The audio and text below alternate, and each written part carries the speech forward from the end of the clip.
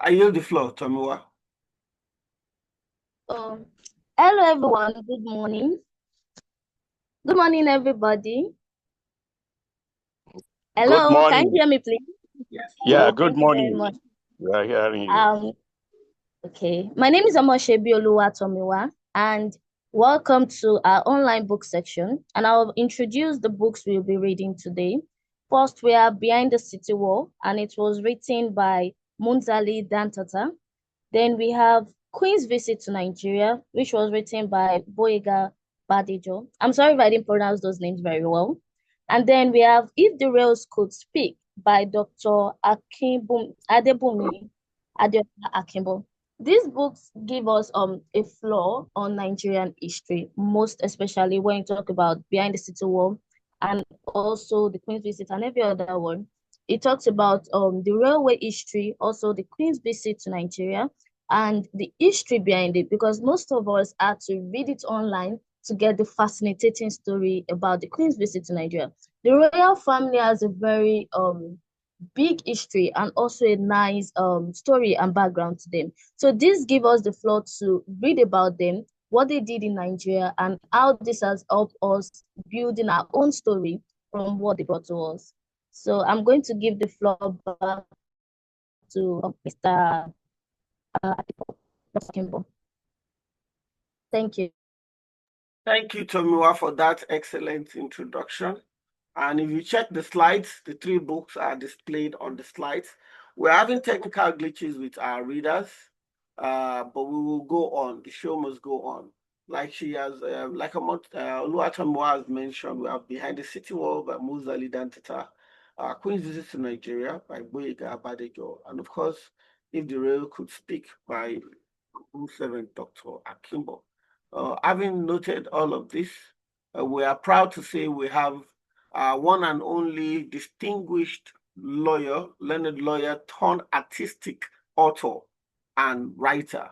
No other person than Munzali Dantata. We welcome you. Your pleasant self has been very, very instructive and into getting some history background about the rail. So please, a round of applause if we can for Munzali Dantata. I just did my own physically. So having said that, we can use our voice to say welcome to Dantata. yes, we can.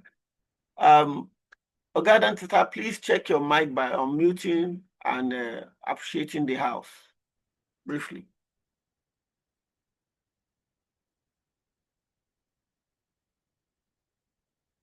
Okay.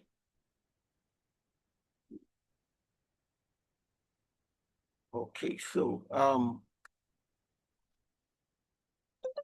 if you can hear us, please unmute Munzali Dantata. If you can hear us, please unmute your mic. Okay, so probably we're still getting some technical challenges there, but let's move on to the next on today's agenda. So we're starting with hello, can you hear me now? Loud and clear, sir. We can hear you loud and clear. Okay, finally I've got my microphone on. So thank you very much for having me on. I'm very much with you. Thank you so much for that. Okay, so moving on, we're looking at the sub-theme, which is exploring the tracks of identity, where we talk about people and their different roles in the country. We're talking about heritage, where we talk about culture, the diversity, the strengths. And then we're looking at infrastructure when it comes to the buildings, the roads, especially, and the stories they have left behind.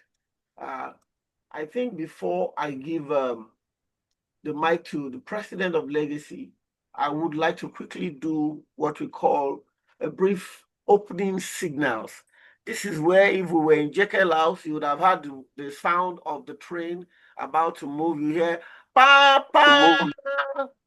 But you know, we are not in Jekyll House, we are online. And since we are online, I'll just be giving an opening signals, the departure, introductory remark on the vision of Art Shared Africa, the call to gather, Distinguished guests, historians, artists, and keepers of our collective memory, welcome to this first of its kind book reading session. In the Yoruba language, we often speak of the journey of life. Today, we gather at a very specific intersection where the iron snake of our industrial paths meets the city walls of our ancestral heritage. We aren't just here to look at old maps and dusty locomotives. We are here because a nation that does not know its path back to the station can never truly choose its next destination. The vision of Art Shared Africa. Why Art Shared Africa? Our vision is simple yet profound: to treat our history not as a static museum piece, but as a living, breathing shed, a workshop where identity is repaired, polished, and put back into motion. We believe that the railway tracks running through Nigeria are more than just steel and timber. They are the veins of our shared story. They carry the cocoa of the West, the granite of the North, and the coal of the East. But more importantly, they carried people. They carried ideas, music, fashion, and the very concept of a modern Nigeria.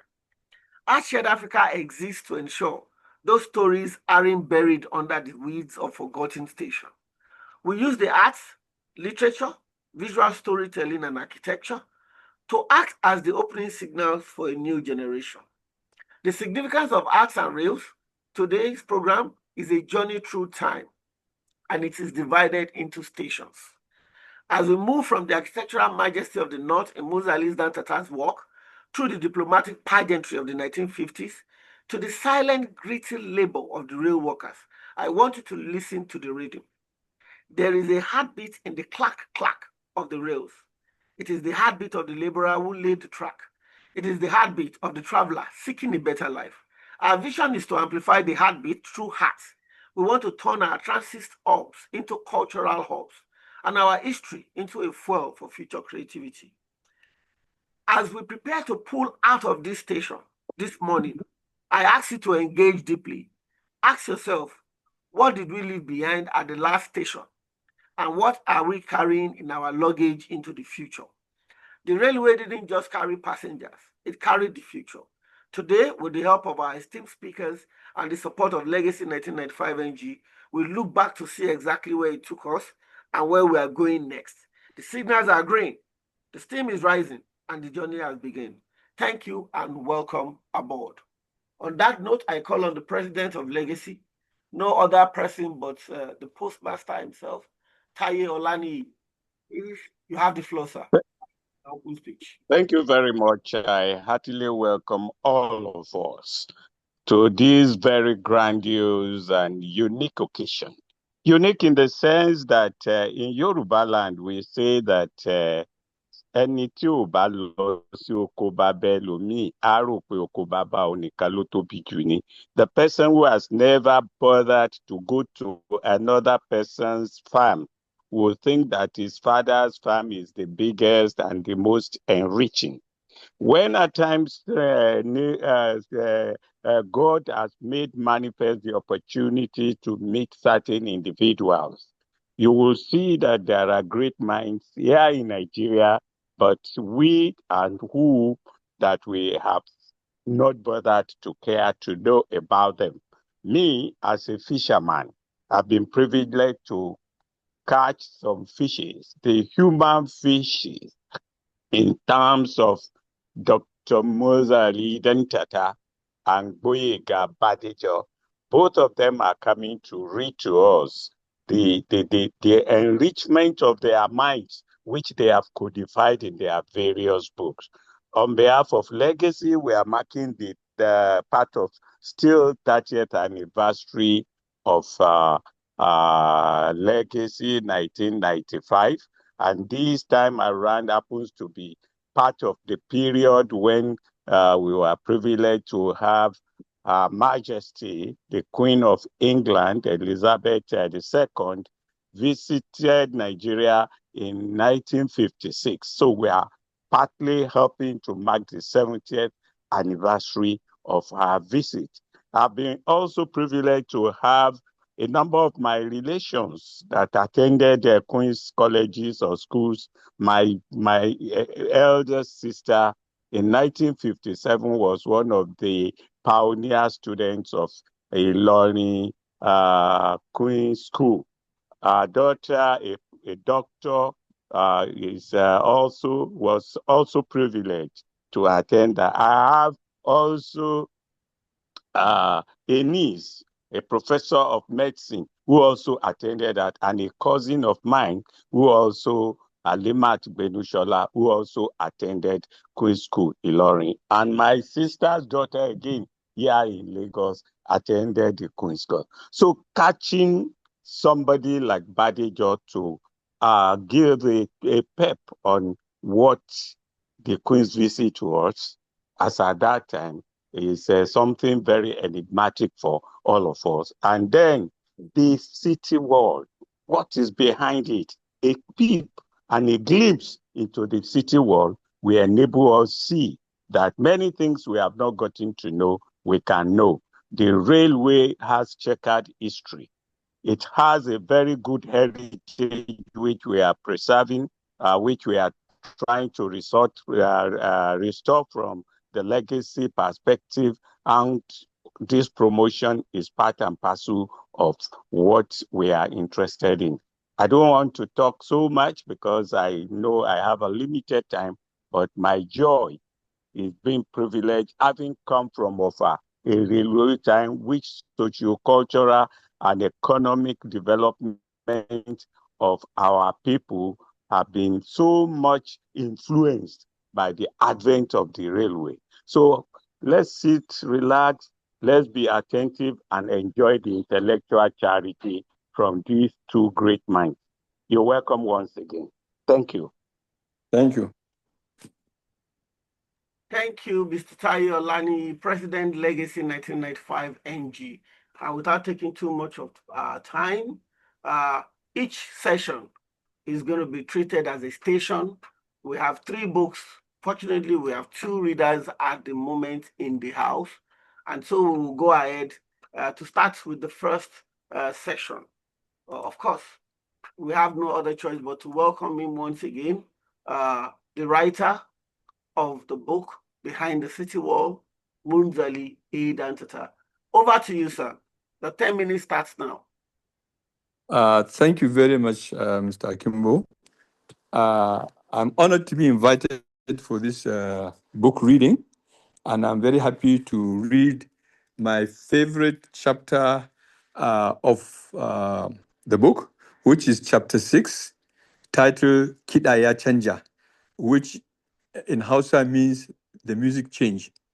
And the full Hausa proverb is, when the music change, the dance also change.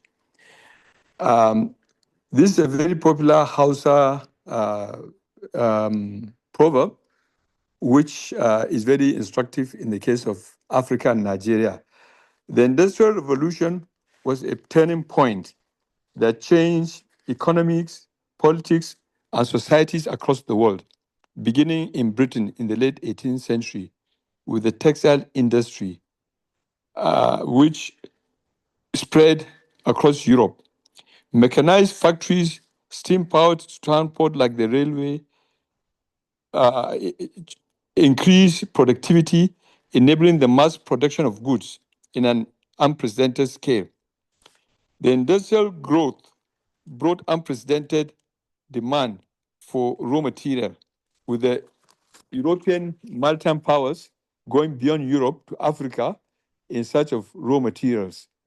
From the mid-1800s, Britain, France, Germany, Belgium, Spain, and Portugal competed fiercely in what became known as the Scramble for Africa. By 1884, they started what was called the Berlin Conference, where they convened to regulate their activities. I will move on. This now brought the British to Nigeria, and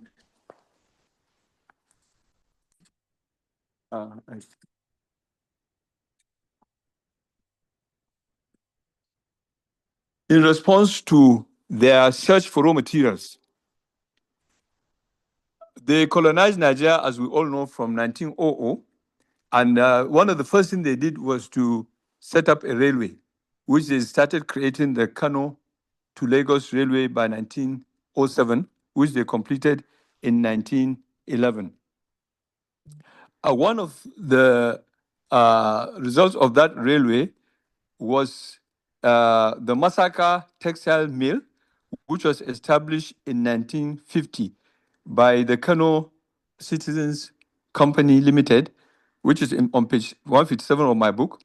I would like to say that that was the first modern textile in Nigeria. Before then, the European firms were crushing broad plants to crush cocoa, palm kernel, cotton seeds for as raw material. But this textile mill, which was in Kano, was the first textile, the first textile, and also the first industry that was producing finished goods. And that came about as a result of the railway, because the same merchants that came around, and by the way, it was a private sector initiative, were the same traders who are shipping, supplying groundnuts to the European firms, including UAC, which was the largest of them.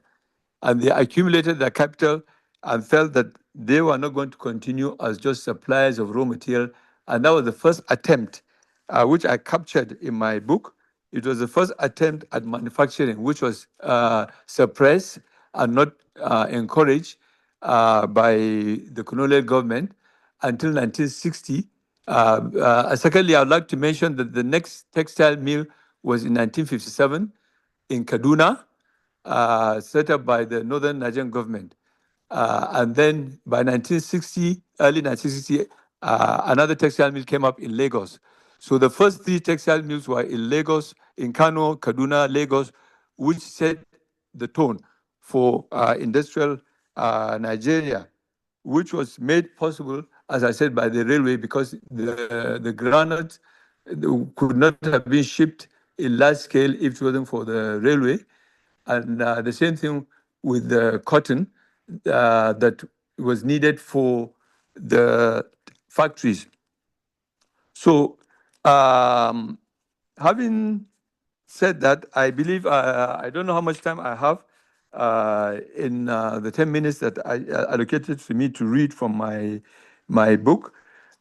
Before we now move on to the discussion, which I'll be very glad to take questions, especially from those who have read the book. I would like to ask me any questions from the book. Thank you.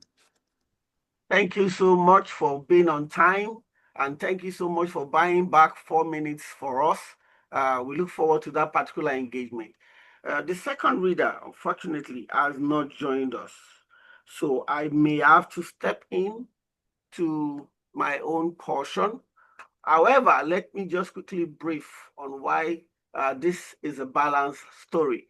We talked about the North.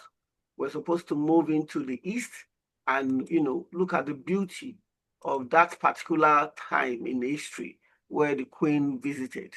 Again, in the absence of the author, we will be moving to the third document.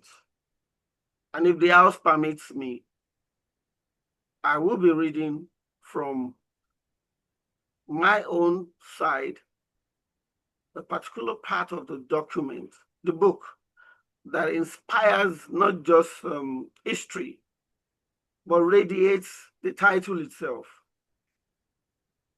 If the Rails Could Speak, that is the title of the book.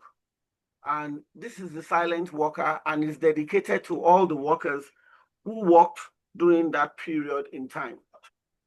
Fortunately and coincidentally, this document was inspired by the current Nigerian Railway Corporation's MD, when he mentioned in a visit to the current train that is working at the moment, what we wanted to call the presidential suit.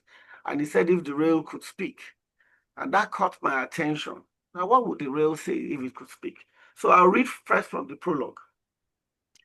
I am the vein through which the lifeblood of a nation first flowed. Before the asphalt scorched the earth and the rowing lorries claimed the horizon, there was only the silence of the bush and the rhythmic thud of the sledgehammer. They laid me down in 1896, starting at the edge of the Atlantic, where the salt air of Ido eats at the iron. I am a creature of British ambition, forged into the foundries of the north of England, and shipped across the world to be pinned into the red Nigerian soil. To the men in white helmets who mapped my path, I was a strategic asset. To the thousands of laborers who sweet seasoned my slippers, I was the iron serpent. But if you press your ear to my cold, weathered skin, you will hear that I am a storyteller. I remember the first steam from the Hunslet engines, black smoke billowing like a signal fire through the palm fronds of Abeokuta. I found the air tremble as I climbed the plateau towards Jos, carrying the weight of tin and coal, the minerals that fed a distant empire where no new one was born beneath my wheels. I have watched the granite pyramids of Kano rise like golden mountains, only to disappear into my wagons. I have been the bridge between the desert and the sea. I was there in 1914 when the North and the South were stitched together, not just by ink on a treaty, but by the very rails that allowed a trader in Port Harcourt to sell his wares in Kaduna. I have known the glory of the Ebute metal workshops, the symphony of clanging brass and hissing valves. I have also known the long, hollow years of rust, when the wheels grew tall beneath my joints and the station bells at Offa and Mina fell silent, forgotten by a world that had moved to the highways. But I'm waking up. The rust is being scrapped away. New steel, sleek and silent, is being laid along my old bones.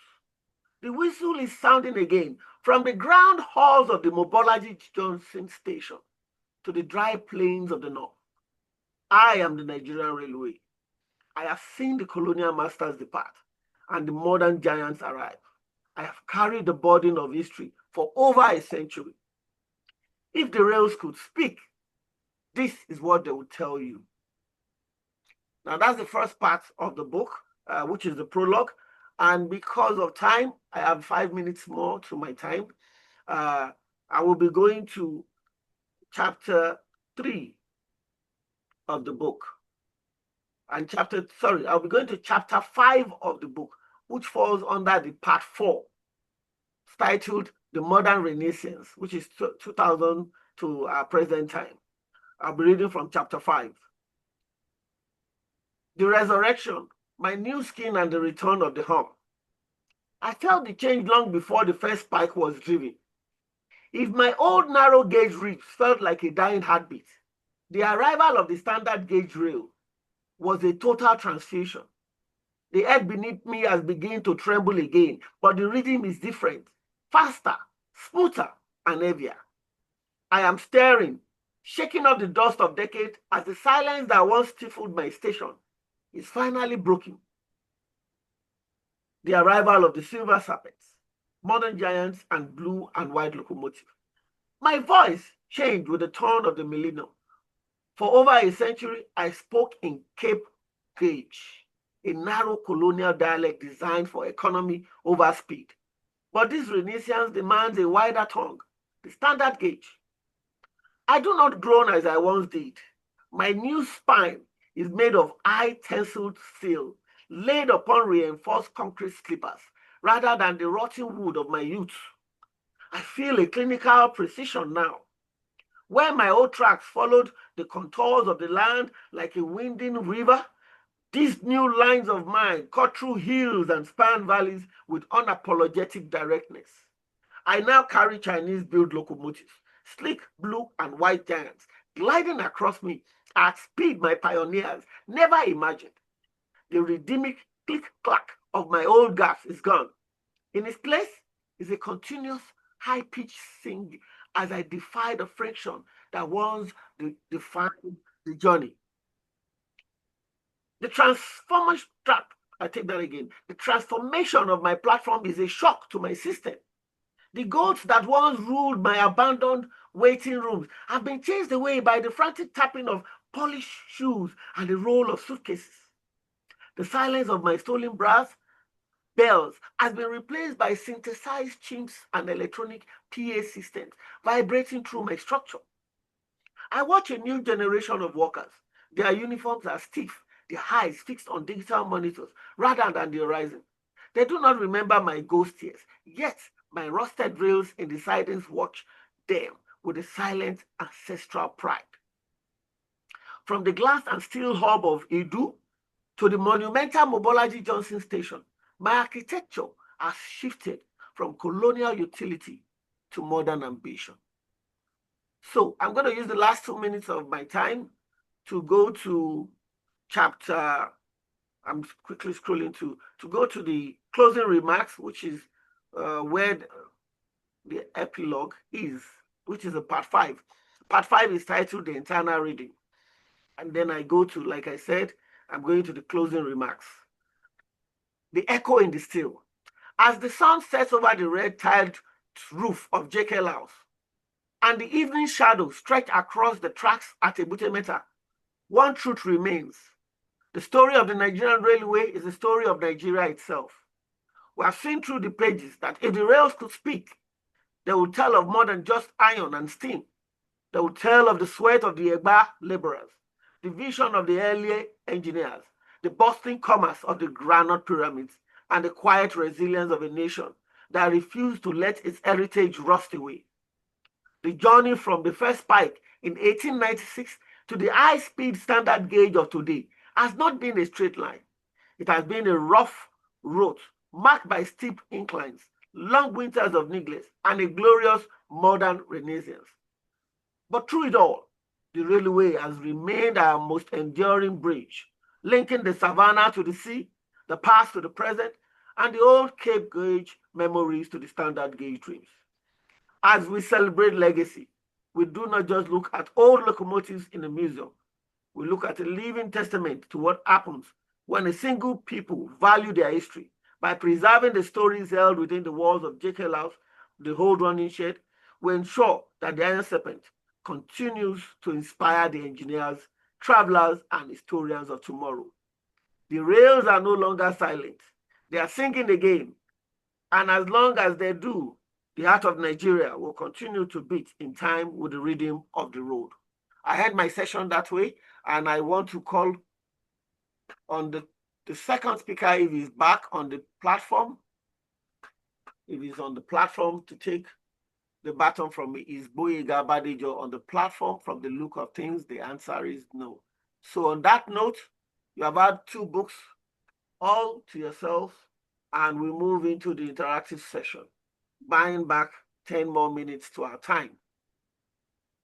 The floor is now open for comments and stories, should you have any. Any comments from the floor? Question?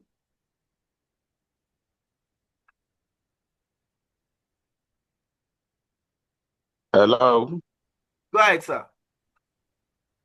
Thank you very much. There is always the adage that there is no art to find mind's construction in the face. And what we have had from, can I say, Munzali Dantata, and these poetic poems and poetry that you have brought up to let us appreciate what we used to say of a past participle and present continuous. I'm sure the Gen Z amongst us will feel very excited that there have been a lot of great works that have been done in the past and which is now being related in the present in order for it to be passed on to the future. I want Dr. Dantata to please talk about that city wall that used to be in Kano, how that thriving city has become more or less a ghost of its glorious past, because of the political trends and terrain and the idea of always giving much more recognition to politics and politicians than people of great minds. So Dantata will please help us to explain what do you really mean by that behind the city wall? Where is the city wall now? And of what importance is it to Kano State and to Nigeria and to heritage-oriented individuals? And for Dr. Akimbo, well, I never knew there is a book of this nature in the offing. But now that we have been able to, I think it's a thing that the Railway Corporation should also, all the three books. Fortunately, we have had the first two books with the MD. I think this one will be added, and we should relate with them to see how that could be circulated throughout their various formations in the country. So first to Dantata, city wall, where is it now? What does it entail? And what do you think the heritage concerned individuals like us in legacy should do to see and get to know about what it is? Well, thank you, Mr. President. First of all, I would like to mention that a lot of Nigerian cities, that is ancient cities like Benin and other cities, have city walls, some made of mud, some made from some other materials. Almost all the major Hausa cities are circled by mud walls, which protect them from assailants in time of hostilities with another city state, and also from marauding animals. So a lot of cities have city walls, and it may interest you to know that the city wall of Kano was the first to be declared a national monument by the federal government more than 40 years ago. I don't know how many city walls have joined. Unfortunately, most of the city wall has disappeared now with the expansion of the city. But the city was very much standing in the 60s when I was a child. And if I can read from the prologue, I open with the following passage. The granite pyramids, the city wall, and the railway are three enduring relics of Kano from my childhood. The city wall of Kano, as I said, was declared a national monument by the federal government. Kano was a city that was intact. It had industries and it is surrounded by farms, growing cotton, growing granite, and growing other agricultural products that find their way into the city. So the city itself was like one big industry, including leather, which was also an export of Kano City. And in those days, in the pre-colonial days, Kano and states, including Zaria, Katsina, were all trading with North Africa, famously called the Trans-Sahara trade.